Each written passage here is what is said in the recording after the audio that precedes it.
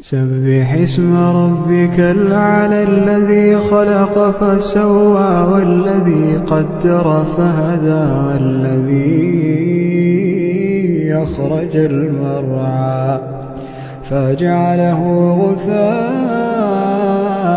نحوا سنقرئك فلا تنسى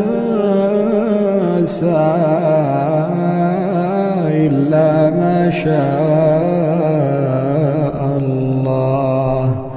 إنه يعلم الجهر وما يخفى ونيسرك لليسرى فذكر إن نفعت الذكرى سيذكر من يخشى ويتجنبها الأشقى الذي يصلى النار الكبرى ثم لا يموت فيها ولا يحيا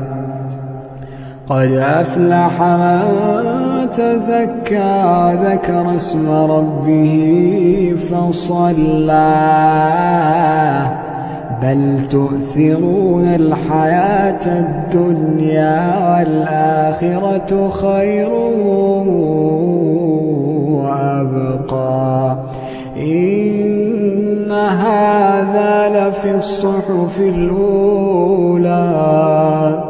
صحف إبراهيم وموسى.